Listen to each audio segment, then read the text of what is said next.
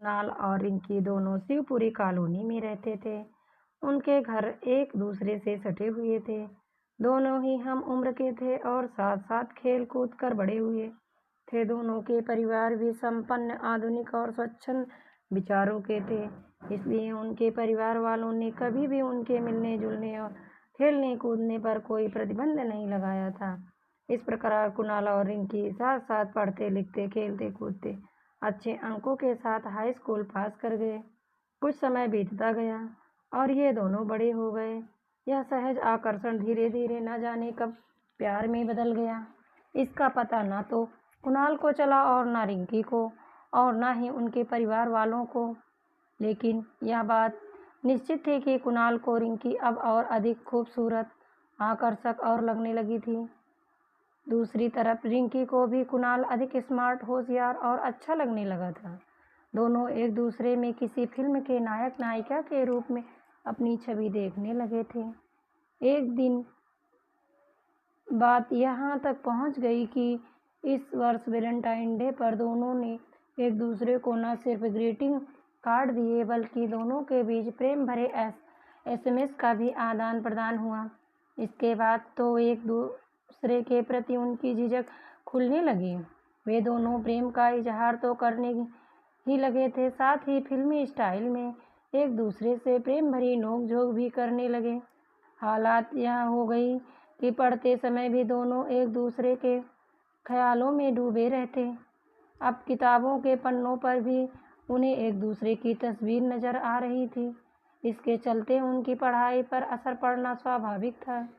Inter pass करते करते उनके आकर्षण और प्रेम की डोर तो मजबूत हो गई, लेकिन पढ़ाई का ग्राफ काफ़ी नीचे गिर गया, जिसका असर उनके परीक्षा फल में नजर आया। नंबर कम आने पर दोनों के परिवार वाले चिंतित तो थे, लेकिन वे नंबर कम आने का असली कारण नहीं खोज पा रहे थे। इंटर पास करके कुणाल और रिंकी ने डिग्री कॉलेज में प्रवेश लिया तो उनके प्रेम को और विस्तार मिला। अब उन्हें मिलने जुलने के लिए कोई जगह तलाशने की आवश्यकता नहीं थी। कॉलेज की लाइब्रेरी, कैंटीन और पार्क गपशप और उनके प्रेम इजहार के लिए स्थान थे। इस प्रकार कुणाल और रिंकी का प्रेम परवान चढ़ता ही जा रहा था। किताबों में पढ़कर और फिल्में देखकर वे प्रेम का इजहार करने के कई नायाब तरीके सीख गए थे। इस बार वैलेंटाइन डे के लिए अवसर पर कुणाल ने सोचा कि वह एक नए अंदाज में रिंकी से अपने प्रेम का इजहार करेगा। यह नया अंदाज उसने एक पत्रिका में तो पढ़ा ही था, फिल्म में भी देखा था। उसने पढ़ा था कि इस कलात्मक अंदाज से प्रेमिका काफ़ी प्रभावित होती है और फिर वह अपने प्रेमी के ख्यालों में ही डूबी रहती है। इस कलात्मक अंदाज को उसने इस वैलेंटाइन डे पर आजमाने का निश्चय किया। उसने शीशे के सामने खड़े होकर उसका खूब अभ्यास भी किया। सुबह सुबह का समय था, मौसम भी अच्छा था। आज कुणाल ने अपने हाथ में लिए गुलाब के खिले फूल को निहारा और फिर उसे अपने ओठों पर रखकर चूम लिया। अब उसे रहा ना गया। उसने अपने मोबाइल से रिंकी को छत पर आने के लिए SMS किया। रिंकी तो जैसे तैयार ही बैठी थी। मैसेज पाते ही वह चहकती हुई छत की तरफ दौड़ी। वह प्रेम की उमंग और तरंग में डूबी हुई थी, और वैसे भी प्रेम कभी छिपाए नहीं छिपता। रिंकी को इस प्रकार छत की ओर दौड़ते देख उसकी मम्मी का मन शंका से भर उठा। वे सोचने लगी, इतनी सुबह रिंकी को छत पर क्या काम पड़ गया? अभी तो धूप भी अच्छी तरह से नहीं खिली। उनकी शंका ने उनके मन में खलबली मचा दी। वे यह देखने के लिए कि रिंकी इतनी सुबह छत पर क्या करने गई है, उसके पीछे पीछे चुपके से छत पर पहुंच गई। वहां का दृश्य देखकर रिंकी की मम्मी हतप्रभ रह गई। रिंकी के सामने कुणाल घुटने टेके गुलाब का फूल लिए प्रणय निवेदन की मुद्रा में था। वह बड़े ही प्रेम से बोला, रिंकी आई लव यू। रिंकी ने भी उसके द्वारा दिए गए गुलाब के फूल को स्वीकार करते हुए कहा, Kunal I love you too. यह दृश्य देखकर रिंकी की मम्मी के पैरों तले जमीन खिसक गई, लेकिन छत पर कोई तमाशा न हो इसलिए वे चुपचाप दबे कदमों से नीचे आ गई। अब ये बहुत परेशान थी। थोड़ी देर बाद रिंकी भी उमंग तरंग में डूबी हुई प्रेम रस में सराबोर गाना गुनगुनाती हुई नीचे आ गई। इस समय वह इतनी खुश थी मानो सारा जहां उसके कदमों में आ गया हो। इस समय उसे कुछ भी नहीं सूझ रहा था। उसकी मम्मी को भी समझ नहीं आ रहा था कि वे उसके साथ कैसे पेश आएं। उनके मन में आ रहा था कि रिंकी के गाल पर थप्पड़ मारते मारते उन्हें लाल कर दें। दूसरे ही पल उनके मन में ख्याल आया कि नहीं, इस मामले में उन्हें समझदारी से काम लेना चाहिए। उन्होंने शाम को रिंकी के पापा से ही बात करके किसी निर्णय पर पहुंचने की कोशिश करती हूँ। उधर आज दिन भर रिंकी अपने मोबाइल पर लव सॉन्ग सुनती रही। शाम को जब रिंकी की मम्मी ने रिंकी के पापा को सुबह की पूरी घटना बताई तो वे भी सन्न रह गए। फिर भी उन्होंने धैर्य से काम लेते हुए कहा, निशा तुम चिंता मत करो, रिंकी युवा अवस्था से गुजर रही है और यह युवा अवस्था का सहज आकर्षण है।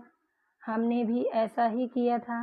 राजेंद्र, तुम्हें तो हर वक्त मजाक ही सूझता है। यह जरूरी तो नहीं है कि जो हम करें वही हमारी संतानें भी करें। निशा, मेरे कहने का तात्पर्य नहीं है कि बच्चों के भविष्य को ध्यान में रखकर कोई कदम ही ना उठाया जाए। मैं आज ही कुणाल के पापा से बात करता हूँ। बच्चों को समझाने से ही कोई हल निकलेगा। रिंकी के पापा ने कुणाल के पापा से मिलने का समय लिया और फिर उनसे मिलने उनके घर गए। फिर दोनों ने सौहार्दपूर्वक वातावरण में कुणाल और रिंकी के प्रेम व्यवहार और उनके भविष्य पर चर्चा की, जिससे वे दोनों किसी गलत रास्ते पर ना चल पड़े। दोनों ने बातों ही बातों में कुणाल और रिंकी को सही मार्ग पर आगे बढ़ाने की योजना और नीति बना ली थी। फिर एक दिन कुणाल के पापा ने सही अवसर पाकर कुणाल को अपने पास बुलाया और उससे इस प्रकार बातें शुरू की जैसे उन्हें उसके और रिंकी के बीच पनप रहे प्रेम संबंधों के बारे में कुछ पता ही ना हो। उन्होंने बड़े प्यार से कुणाल से पूछा, बेटा कुणाल, आजकल तुम खोए खोए से रहते हो। इस बार तुम्हारे नंबर भी तुम्हारी योग्यता और क्षमता के अनुरूप नहीं आए। आखिर क्या समस्या है बेटा? कुणाल के पास इस प्रश्न का कोई सटीक उत्तर नहीं था। कभी वह प्रश्न पत्रों के कठिन होने का दोष देता तो कभी आंसर शीट चेक होने में लापरवाही को दोष देता। बेटा कुणाल, मुझे तो ऐसा लग रहा है कि तुम अपना ध्यान पढ़ाई में सही से नहीं लगा पा रहे हो। कोई इश्क विश्क का मामला तो नहीं है? यह सुनते ही कुणाल को करंट सा लगा। उसके मुंह से तुरंत निकला, नहीं पापा, ऐसी कोई बात नहीं है। बेटा, यह उम्र ही ऐसी होती है। यदि ऐसा है भी तो कोई बुरी बात नहीं। मुझे अपना दोस्त समझकर तुम अपनी भावनाओं को मुझसे शेयर कर सकते हो। एक पिता कभी अपने बेटे को गलत सलाह नहीं देगा, विश्वास करो। लेकिन कुणाल अब भी कुछ बताने से झिझक रहा था। उसके पापा उसके चेहरे को देखकर समझ गए कि उसके मन में कुछ है जिसे वह बताने से झिझक महसूस कर रहा है। तब उन्होंने उससे कहा, कुणाल, कुछ भी बताने से झिझको मत। तुम्हारे सपनों को पूरा करने में सबसे बड़ा मददगार मैं ही हो सकता हूँ। बताओ बेटा, क्या बात है? अपने पापा को एक दोस्त की तरह बातें करते देख कुणाल की झिझक खुलने लगी। तब उसने भी रिंकी के साथ चल रहे अपनी प्रेम कहानी को सहज रूप से स्वीकार कर लिया। इस पर उसके पापा ने कहा, कुणाल, तुम एक समझदार बेटे हो जो तुमने सच्चाई स्वीकार कर ली। मुझे रिंकी से तुम्हारी दोस्ती पर किसी भी तरह से कोई भी ऐतराज़ नहीं। बस मैं तो सिर्फ इतना कहना चाहता हूँ कि यदि तुम रिंकी को पाना चाहते हो तो पहले उसके लायक तो बनो। तुम रिंकी को तभी पा सकते हो जब अपने करियर को संवार लो और कोई अच्छी नौकरी व पद प्राप्त कर लो।